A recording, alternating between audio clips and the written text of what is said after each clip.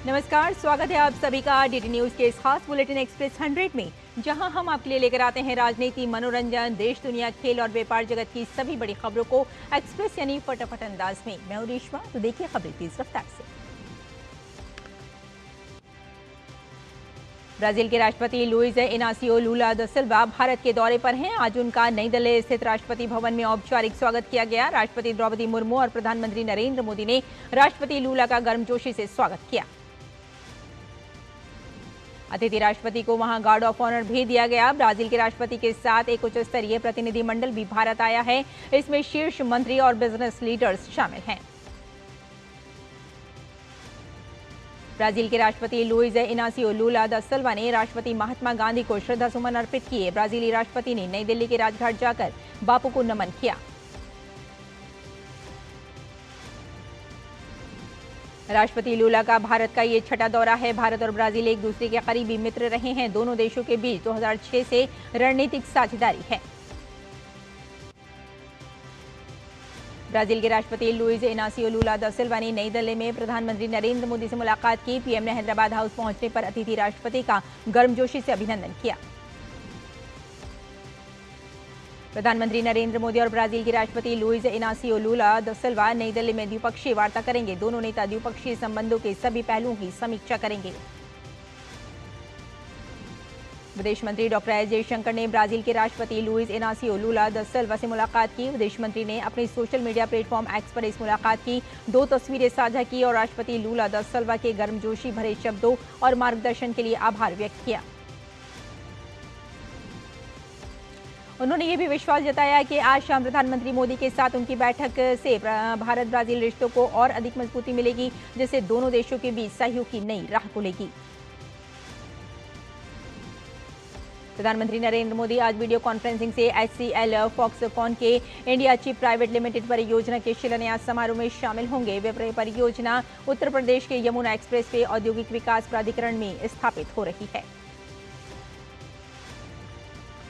3,700 करोड़ रुपए से अधिक निवेश वाली ये सुविधा सेमीकंडक्टर असेंबली, टेस्टिंग, मार्किंग और पैकेजिंग के लिए स्थापित की जा रही है। इसका उद्देश्य भारत में इलेक्ट्रॉनिक्स और सेमीकंडक्टर विनिर्माण को बढ़ावा देना और आयात निर्भरता को कम करना है।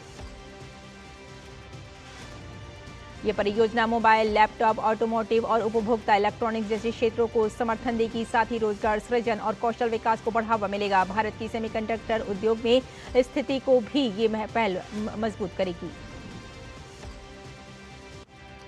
प्रधानमंत्री नरेंद्र मोदी कल 22 फरवरी को सुबह 11 बजे आकाशवाणी के मन की बात कार्यक्रम में देश और विदेश के लोगों से अपने विचार साझा करेंगे। ये मासिक रेडियो कार्यक्रम का 131वां संस्करण होगा।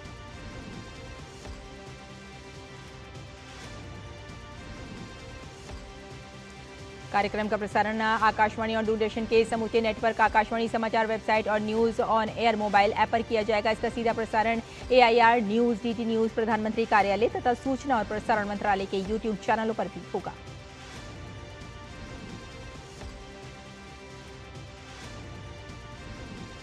दिल्ली के सरायकाले खां को मेरठ के मोदीपुरम से जोड़ने वाले 82 किलोमीटर लंबे दिल्ली गाजियाबाद मेरठ नमो भारत गलियारे के शेष हिस्सों का प्रधानमंत्री नरेंद्र मोदी रविवार को उद्घाटन करेंगे।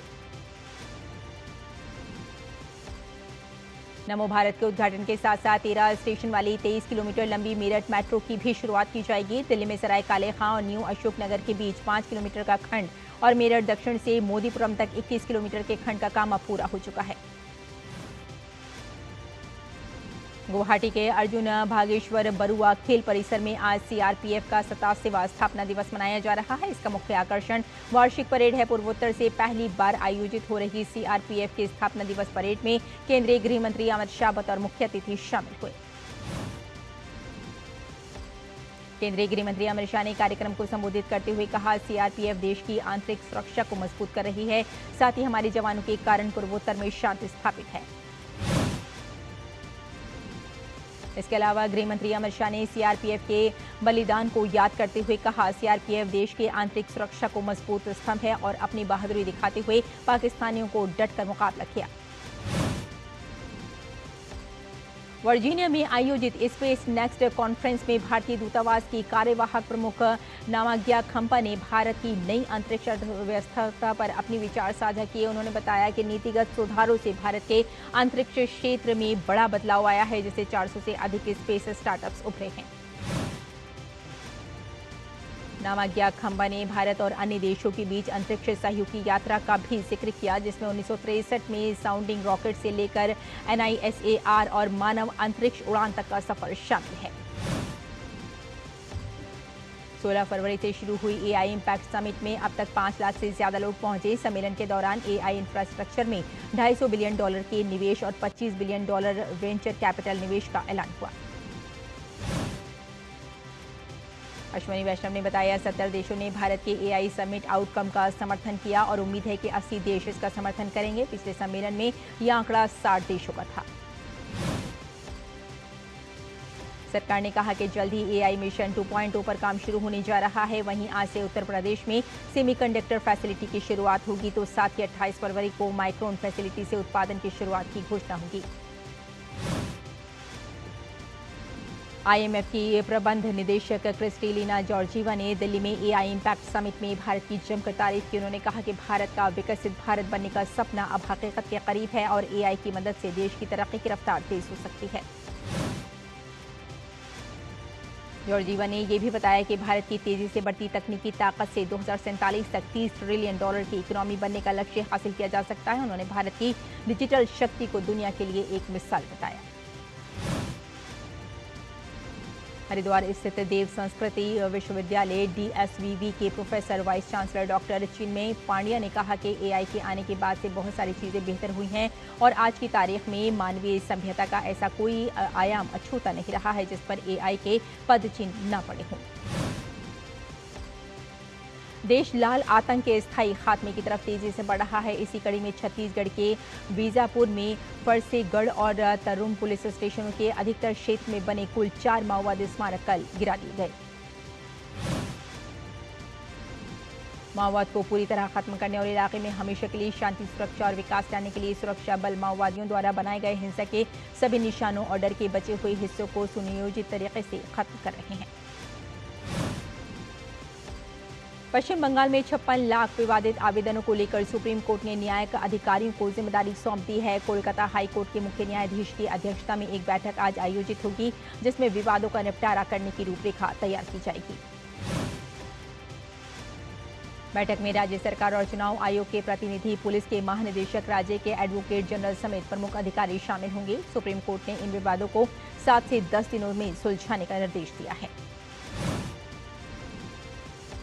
हाईकोर्ट के मुख्य न्यायाधीश के नेतृत्व में समिति इन विवादों का निपटारा करेगी और 28 फरवरी तक एक सूची प्रकाशित की जाएगी। प्रशासनिक निर्देशों के तहत जिला अधिकारी और पुलिस अधीक्षक समिति की मदद करेंगे और कोर्ट का निर्णय अंतिम होगा। पश्चिम बंगाल में SIR विवाद पर सुप्रीम कोर्ट ने गंभीर चिंता व्यक्त की है। कोर्ट ने राज्य प्रशासन और पुलिस से जवाब मांगा है, खासकर पिछले 4 महीनों में SIR केंद्रों पर हुई तोड़फोड़ की घटनाओं को लेकर। इन घटनाओं में TMC विधायक मुनीरुल इस्लाम का नाम सामने आया है, जो मुर्शिदाबाद के फरक्का से आते हैं। कोर्ट ने राज्य पुलिस महानिदेशक को निर्देश दिया कि वे आरोपियों के खिलाफ की गई कार्रवाई का पूरा विवरण दें। मुनीरुल इस्लाम ने चुनाव आयोग के खिलाफ विवादित बयान दिया था, लेकिन प्रशासन ने अब तक उनके खिलाफ कोई कार्रवाई नहीं की। चुनाव आयोग ने इस मामले की शिकायत सुप्रीम कोर्ट में की थी। सुप्रीम कोर्ट ने राज्य पुलिस से इस मामले में कार्रवाई का पूरा विवरण देने के लिए हलफनामा दाखिल करने को कहा है। इसके साथ ही पुलिस से अब तक की गई कार्रवाई और प्राप्त शिकायतों का उल्लेख भी किया जाएगा। इंडिया AI इम्पैक्ट समिट में इंडियन यूथ कांग्रेस के प्रदर्शन के खिलाफ भाजपा ने मोर्चा खोल दिया है। भाजपा युवा मोर्चा कई जगहों पर प्रदर्शन कर रही है। इस क्रम में कांग्रेस के खिलाफ दिल्ली और गुजरात की सूरत में जमकर प्रदर्शन और नारेबाजी की गई। वहीं इनके हाथों में बैनर भी देखे गए, जिसमें राहुल गांधी और कांग्रेस पर देश विरोधी होने का आरोप लिखा गया था। इस बीच भाजपा सांसद सुधांशु त्रिवेदी ने कांग्रेस पर हमला करते हुए शिखर सम्मेलन के दौरान कांग्रेस के प्रदर्शन को शर्मनाक बताया। केंद्रीय मंत्री अश्वनी वैष्णव ने इंडिया AI इम्पैक्ट समिट के दौरान कांग्रेस पर तीखा हमला बोला। भारत मंडपम में आयोजित कार्यक्रम में अश्वनी वैष्णव ने यूथ कांग्रेस द्वारा किए गए प्रदर्शन को पूरी तरह शर्मनाक करार दिया। अश्विनी वैष्णव ने आरोप लगाया कि कांग्रेस लगातार भारत की वैश्विक प्रतिष्ठा को धूमिल करने का प्रयास कर रही है। केंद्रीय मंत्री ने स्पष्ट शब्दों में कांग्रेस को एंटी यूथ बताते हुए कहा कि विपक्षी दल देश में नई तकनीक आने का विरोध करता है।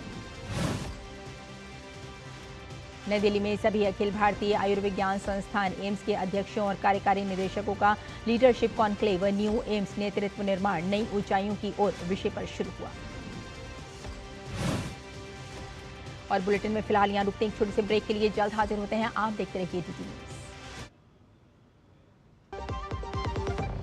भारत में सालाना हजारों लोग हाथी पांव नाम की बीमारी की चपेट में आकर जीवन भर के लिए अपाहिज हो जाते हैं। मलेरिया की तरह ही हाथी पांव एक मच्छर के काटने से फैलता है और ये याद रखिए कि हाथी पांव का कोई इलाज नहीं है।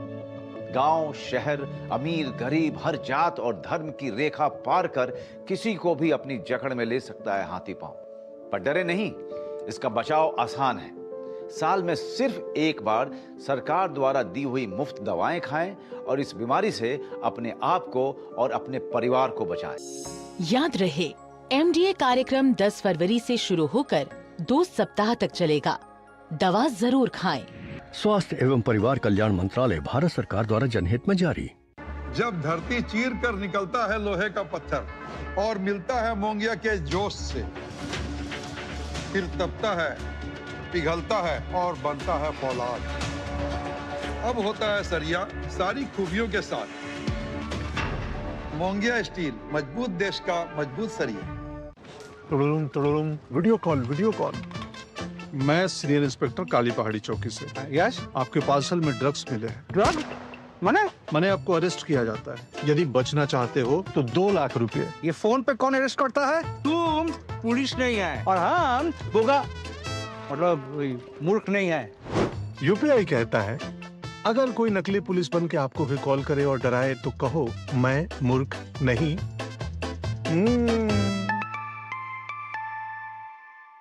जाइए, आप भी किसी का टेस्ट लीजिए।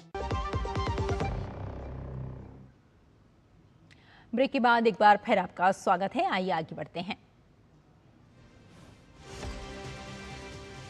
केंद्रीय स्वास्थ्य मंत्री जेपी नड्डा के मार्गदर्शन में आयोजित ये मंच एम्स संस्थानों को वैश्विक मानकों के अनुरूप विकसित करने और देश की सार्वजनिक स्वास्थ्य व्यवस्था को अधिक प्रभावी बनाने की दिशा में महत्वपूर्ण पहल है।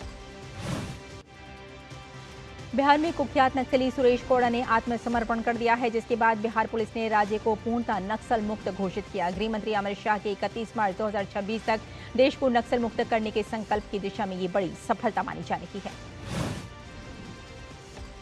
बिहार में दशकों से नक्सलवाद का आतंक फैलाने वाले सुरेश कोड़ा पर कई जघन्य अपराधों के आरोप थे।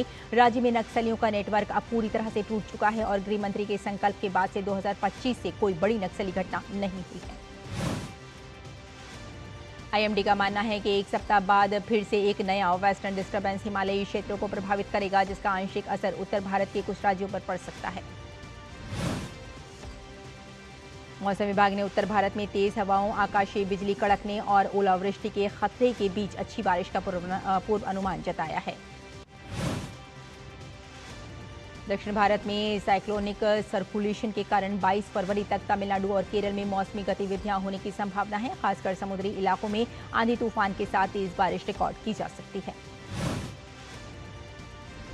26 फरवरी से एक नया वेस्टर्न डिस्टर्बेंस आने से जम्मू कश्मीर, हिमाचल प्रदेश और उत्तराखंड के ऊंचे भागों में बारिश बर्फबारी का अलर्ट है।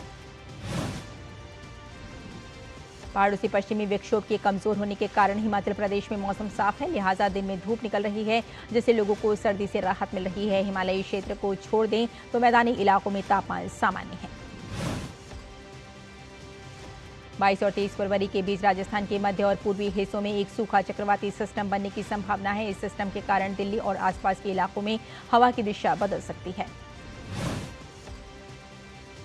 काशी व प्राचीन नगरी, जहां गंगा की लहरें हर वक्त बाबा विश्वनाथ की कृपा का बखान करती हैं, जहां हर गली में देवताओं का वास है, लेकिन इस पवित्र भूमि पर आने वाला हर यात्री एक अनकही परंपरा का पालन जरूर करता है। किसी भी देवी देवता के दर्शन से पहले प्रथमेश भगवान धूड़ीराज गणेश के चरणों में शीश नवाता है। भारत सरकार ने राष्ट्रीय भाषा प्रौद्योगिकी मिशन के तहत भाषणी नामक एक प्लेटफॉर्म लॉन्च किया है, जो भारत के नागरिकों को विभिन्न भाषाओं के बीच सहज ट्रांसलेशन और समझने की सुविधा प्रदान करता है। ये ऐप एक सरल और प्रभावी तरीके से भाषा संबंधित समस्याओं का समाधान प्रदान करता है, जिससे भारत के नागरिक अपनी मातृभाषा में सहजता से संवाद कर सकते हैं और समझ सकते हैं। ऐप में ट्रांसलेशन के लिए अंग्रेजी सहित बांग्ला, डोगरी, कोंकणी, गुजराती, हिंदी, मैथिली, मराठी और अन्य 22 भारतीय भाषाओं का सपोर्ट मौजूद है। ओपन एआई ने कहा कि तकनीकी कार्यों के लिए चैट जीपीटी के उपयोग में भारत वैश्विक औसत से काफी आगे है। भारत में डेटा विश्लेषण का उपयोग वैश्विक औसत से लगभग 4 गुना अधिक है, जबकि कोडिंग के लिए कोडेक्स का उपयोग करीब 3 गुना ज्यादा है। केंद्रीय मंत्री पीयूष गोयल ने एक्सपोर्ट प्रमोशन मिशन के तहत 7 नई पहलों की शुरुआत की, जो केंद्र सरकार की एक प्रमुख पहल है। इसका उद्देश्य एमएसएमई को वैश्विक बाजार में प्रतिस्पर्धा के लिए सशक्त बनाना है। केंद्रीय मंत्री पीयूष गोयल ने कहा कि आज भारतीय विकसित अर्थव्यवस्थाओं के साथ आत्मविश्वास से जुड़ रहा है। देश संवेदनशील क्षेत्रों की सुरक्षा करते हुए प्रतिस्पर्धी क्षेत्रों में लाभ सुनिश्चित कर रहा है। इंडिया एआई इम्पैक्ट समिट 2026 में देश के ऊर्जा क्षेत्र को डिजिटल और स्मार्ट बनाने की दिशा में GNA एनर्जी प्राइवेट लिमिटेड ने अपना फ्लैगशिप प्रोडक्ट विद्युत एआई लॉन्च किया। संयुक्त राष्ट्र अंतर्राष्ट्रीय कंप्यूटिंग केंद्र आंध्र प्रदेश की राजधानी अमरावती के अमरावती क्वांटम वैली में आर्टिफिशियल इंटेलिजेंस और क्वांटम तकनीक के लिए एक सेंटर ऑफ एक्सीलेंस स्थापित करेगा। सरकार ने कहा है कि भारतीय राष्ट्रीय राजमार्ग प्राधिकरण देश भर के नेशनल हाईवे टोल प्लाजा पर 1 अप्रैल 2026 से नकद लेन देन पूरी तरह बंद करने पर विचार कर रहा है। पीएलआई स्कीम के तहत अब तक देश के 14 सेक्टर्स में 2.16 लाख करोड़ रुपए का निवेश हुआ है। इससे 14.39 लाख से अधिक रोजगार के अवसर पैदा हुए हैं। भारत का विदेशी मुद्रा भंडार 13 फरवरी को समाप्त हुए सप्ताह में 8.663 अरब डॉलर बढ़कर ऑल टाइम हाई 725.727 अरब डॉलर पर पहुंच गया है। केंद्र ने गोवा, मेघालय, सिक्किम और उत्तराखंड में ग्रामीण स्थानीय निकायों को मजबूत करने के लिए 15वें वित्त आयोग के अनुदान के तहत 137 करोड़ रुपए से अधिक की राशि जारी की। भारत की पहली फ्लाइंग टैक्सी अब आकार ले रही है। चेन्नई स्थित स्टार्टअप द इपलेन कंपनी देश की पहली इलेक्ट्रिक एयर टैक्सी E200X पर काम कर रहा है। वाणिज्य मंत्रालय ने भारत के व्यापार सूचकांकों के आधार वर्ष में बदलाव की घोषणा कर इसे 2012-13 से बदलकर 2022-23 कर दिया है। केंद्रीय उपभोक्ता संरक्षण प्राधिकरण ने शुक्रवार को कहा कि उसने ड्रोन सहित प्रतिबंधित वायरलेस ट्रांसमिटिंग उपकरणों को सूचीबद्ध करने और बिक्री के लिए पेश करने के लिए 6 ई-कॉमर्स प्लेटफॉर्म को नोटिस जारी किया है। भारत में यात्री वाहनों की थोक बिक्री वित्त वर्ष 26 में 5 से 7% बढ़ने का अनुमान हो गई है। यात्री वाहन बाजार को मांग, जीएसटी में कटौती और नए मॉडल्स की लॉन्चिंग से फायदा हो रहा है। भारत सरकार एवं उत्तर प्रदेश सरकार की महत्वाकांक्षी योजना पीएम सूर्य घर मुफ्त बिजली योजना के अंतर्गत प्रदेश भर में सौर ऊर्जा को बढ़ावा देने की दिशा में तेजी से कार्य किया जा रहा है। पीएम सूर्य घर मुफ्त बिजली योजना का उद्देश्य देश भर में 1 करोड़ घरों की छतों पर सोलर पैनल स्थापित कर उपभोक्ताओं को प्रति माह 300 यूनिट तक मुफ्त बिजली उपलब्ध कराना है। HSBC flash India PMI data फरवरी में बढ़कर 3 महीनों के उच्चतम स्तर 59.3 पर पहुंच गया है। क्वालकॉम टेक्नोलॉजीज और टाटा इलेक्ट्रॉनिक्स ने घोषणा की कि वे असम के जागीरोड में टाटा इलेक्ट्रॉनिक्स की आगामी सेमीकंडक्टर असेंबली और टेस्ट सुविधा में क्वालकॉम ऑटोमोटिव मॉड्यूल के निर्माण में सहयोग करेंगे। अमेरिका ने सभी देशों पर 10% का टैरिफ लगा दिया है। अमेरिका के राष्ट्रपति डोनाल्ड ट्रंप ने सोशल मीडिया ट्रूथ पर एक पोस्ट साझा करते हुए इसकी जानकारी दी। ट्रंप ने अपनी पोस्ट में टैरिफ से जुड़े विधेयक पर हस्ताक्षर करने की जानकारी दी। ट्रंप ने लिखा, मुझे अत्यंत गर्व है कि मैंने ओवल ऑफिस से सभी देशों पर 10% का वैश्विक टैरिफ लागू करने वाले विधेयक पर हस्ताक्षर की, जो लगभग तुरंत प्रभावी हो जाएगा। मैक्सिको की नौसेना ने प्रशांत महासागर में लगभग 4 टन कोकीन ले जा रहे एक अर्धपनडुब्बी पोत को जब्त किया है। जहाज के बाद में मंजानिलो बंदरगाह लाया गया। सुरक्षा मंत्रालय के अनुसार पोत से 179 पैकेट कोकीन बरामद की गई। इस दौरान 3 लोगों को गिरफ्तार भी किया गया। जर्मन चांसलर और कंजर्वेटिव पार्टी CDU के हेड फ्रेडरिक मर्ज को 91% वोटों के साथ पार्टी के हेड के रूप में फिर से चुना गया। वोटिंग परिणाम की घोषणा करते हुए बताया गया कि मर्ज के पक्ष में कुल 878 वोट आए, जो कुल वोटों का 91.17% है। इस जीत ने मर्ज के नेतृत्व में पार्टी की मजबूत स्थिति को फिर से साबित किया। चिली ने 3 सरकारी अधिकारियों के वीजा रद्द करने के यूएस के फैसले को किया खारिज। अमेरिका ने उन पर दूरसंचार ढांचे और क्षेत्रीय सुरक्षा को खतरे में डालने का आरोप लगाया। ऑस्ट्रिया के सेंट एंटोन एम अल्बर्ग शहर में हिमस्खलन के 5 लोग दब गए हैं, जिनमें से 3 लोगों की हुई मौत, जबकि 2 अन्य घायल। बचाव अभियान में कई बचावकर्मी और आपातकालीन वाहन और हेलीकॉप्टर शामिल थे। अर्जेंटीना के ब्यूनस आयर्स स्थित राष्ट्रीय जेंडरमेरी अकादमी में पार्सल बम विस्फोट से 2 लोग घायल हो गए। विस्फोट के बाद इमारत खाली कराई गई और आपातकालीन अभियान शुरू किया गया। अल्बानिया के तिराना में विपक्षी प्रदर्शनकारियों और पुलिस के बीच झड़पें हुईं, जिस दौरान प्रदर्शनकारियों ने प्रधानमंत्री एडी रामा के कार्यालय पर पेट्रोल बम और पटाखे फेंके। वहीं पुलिस ने आंसू गैस और पानी की बौछारों का इस्तेमाल किया। प्रदर्शनकारी उप प्रधानमंत्री पर लगे भ्रष्टाचार के आरोपों के बाद सरकार के इस्तीफे की मांग कर रहे हैं। अमेरिकी राष्ट्रपति डोनाल्ड ट्रंप ने ईरान को चेतावनी दी कि ईरानी सरकार को एक निष्पक्ष समझौता करना चाहिए, क्योंकि वे सैन्य बल के प्रयोग पर विचार कर रहे हैं। ओज़ोरस द्वीप समूह के ट्रेसीरा द्वीप पर स्थित लाजिस हवाई अड्डे के रनवे पर अमेरिकी सैन्य विमान देखे गए। विमानों की मौजूदगी ने भू राजनीतिक तापमान बढ़ा दिया है। ईरान के साथ बढ़ते तनाव के बीच वाशिंगटन अपनी सैन्य उपस्थिति बढ़ा रहा है। अमेरिकी राष्ट्रपति डोनाल्ड ट्रंप ने ईरान को चेतावनी दी कि उसे समझौता करना होगा, अन्यथा उसे गंभीर परिणाम भुगतने होंगे। वहीं अधिकारियों का कहना है कि सैन्य विकल्पों पर अभी भी विचार किया जा रहा है।